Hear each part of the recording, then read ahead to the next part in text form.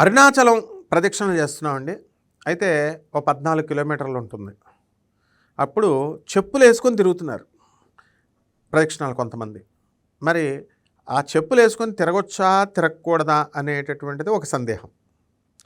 ఇదే సందేహాన్ని మనం సింహాచలంలో మనం చూస్తాం. సింహాచలంలో చందనోత్సవం జరిగేటప్పుడు అది ఒక 20 కిలోమీటర్ల పైన ఉంటుంది. ఇది సింహాచలం కొండ. పరిక్రమ్, రాధాకృష్ణుల పరిక్రమ్ అదొక 14 కిలోమీటర్లు ఉంటుంది గోవర్ధనగిరి పర్వతం తిరిగేటప్పుడు. కానీ అక్కడ శాస్త్ర ప్రకారం మనం చూసినప్పుడు నేను అబ్జర్వ్ చేసింది, గోవర్ధనగిరి దగ్గర చెప్పులు లేకుండా వెళ్తారు పాపం. అందువలన మరి కాళ్ళు మండుతాయి కదా అండి ఎండాకాలంలో అంటే తప్పదు. అక్కడ వాళ్ళు మనం చెప్పినా సరే చెప్పులు వేసుకోమన్నా వేసుకోరు. ఆటోల్లో వెళ్తాం కొంత దూరం, బైకుల మీద కొంత దూరం వెళ్తారు. కాబట్టి దీనికి ఒక పరిష్కారం ఉంది. ఏమిటండి అంటే చెప్పులు వేసుకోవచ్చా వేసుకోకూడదా అంటే వేసుకోకుండా వెళ్ళే కఠిన భక్తులు ఉన్నారు, మరి వేసుకొని తిరిగే వాళ్ళు ఉన్నారు. అసలు పర్పస్ ఏంటన్నది చూస్తే అప్పుడు మీకు అర్థమైపోద్ది. ప్రదక్షిణలు ఇంట్లో యాని కానిచ పాపాని సర్వాంతర్కృతానిచ తాని తానే అని చెప్పేసి మనం చదువుతాం. యాని కానిచ పాపాని జన్మాంతర కృతానిచ అంటే జన్మ జన్మలు మనం చేసినటువంటి పాపాలన్నింటినీ కూడా మనం పోగొట్టుకోవడానికి మనం తాని ప్రణశ్యంతి ప్రదక్షిణ పదే పదే ఇలా మనం చదువుతాం కదా. మనకి ఇప్పటికిప్పుడు మనం పాపాలు పోవాలని బాగానే ఉంది. ఎలా అసలు నిజంగా ఫలితం ఉంటుందా ఉండదా అన్నప్పుడు ఖచ్చితంగా 100% ఫలితం ఉంటుంది. ప్రదక్షిణ ఆత్మ ప్రదక్షిణ అవనియండి, లేకపోతే దేవుడి చుట్టూ గుళ్ళలో ప్రదక్షిణ అవనియండి, లేకపోతే అరుణాచలం చుట్టూ ప్రదక్షిణలు అవనియండి, ఖచ్చితంగా ఉంటుంది. ఎందువలన అంటే ఇప్పుడు భూమి ఎలా తిరుగుతుందండి? ఇది సూర్యుడు చుట్టూ భూమిలా తిరుగుతుంది. సూర్యుడు తిరుగుతున్నట్టు కనబడతాడు, సూర్యుడు ఎక్కడా తిరగడు. భూమి తిరుగుతుంది, ఆ భూమి చుట్టూ చంద్రుడు తిరుగుతున్నాడు. ఇది సోలార్ సిస్టమ్ యొక్క వ్యవస్థ. అయితే ఈ భూమి తిరుగుతున్నప్పుడు భూమి మీద మనం కూడా తిరుగుతున్నాం సూర్యుడి చుట్టూ. ఇప్పుడు మనము ఒక ఇటుక ఉంది, దాని మీద చిన్న వస్తువుని గమ్ పెట్టి అంటించి ఒక రబ్బర్ని ఒక పెన్నునో రబ్బర్నో దాన్ని పెట్టేసి అతికించేసి అలా పెట్టాం. ఆ ఇటుకను మనం తిప్పుతున్నప్పుడు ఆ ఇటుక మీద ఉన్న పెన్నో రబ్బరో అది కూడా తిరుగుద్ది, కానీ అది కదలదు. ఆ విధంగా ఈ భూమి మీద ఉన్నటువంటి మనం కదలం. దిస్ ఇస్ కాల్డ్ సాపేక్ష వెలాసిటీ, సాపేక్ష వేగము అంటాం, రిలేటివ్ వెలాసిటీ. మీకు ఇంకా అర్థమయ్యేలా చెప్తా. ట్రైన్లో మనం వెళ్తున్నాం. ట్రైన్లో వెళ్తున్నప్పుడు మనం ట్రైన్ బోగీలో మనం అందరం కూర్చున్నాం ఎదురెదురుగా కుర్చీల్లో.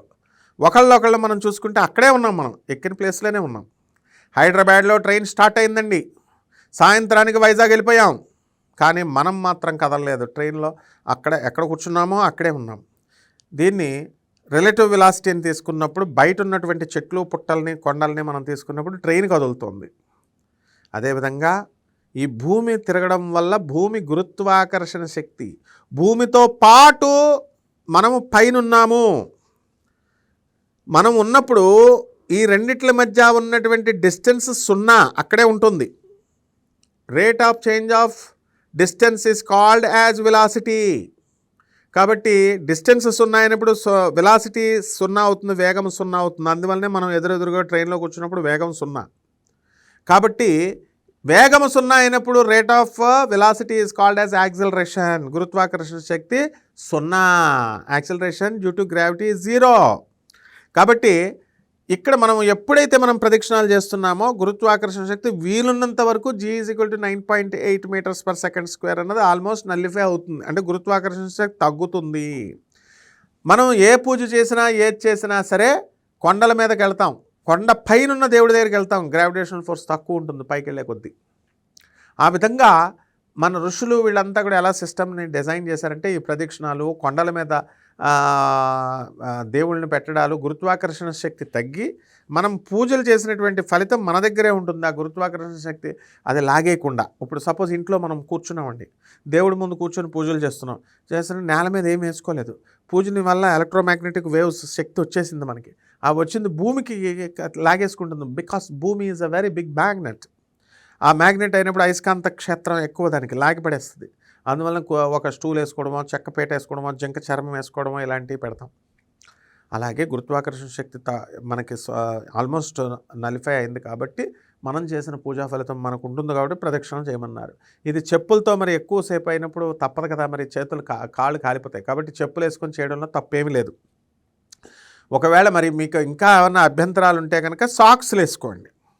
ఏదైతే ఎండను మనకి ఇది కంట్రోల్ చేస్తుందో అలాంటి వస్తువులు కాళ్ళకి వేసుకొని మీరు ప్రదక్షిణాలు చేసుకోవచ్చు. ఇందులో మూఢంగా మనం తోళ్ళు ఊడిపోయేలాగా నేను ఒకసారి తిరుపతి వెళ్ళాను. తిరుపతిలో అసలు గాణగాపురం ఉన్న వీడియోస్ కూడా చూడండి. ఎక్కడికి వెళ్ళినా సరే చెప్పులు లేకుండా వెళ్ళాలి, అది గురుక్షేత్రం అని చెప్తాం, బాగానే ఉంది. తిరుపతి కూడా నేను మహాభక్తుడే, భక్తి ఎక్కువైపోయి నేను హైదరాబాద్ నుంచి ఏకంగా తిరుపతికి చెప్పులు లేకుండా వెళ్తే బాగానే ఉంది.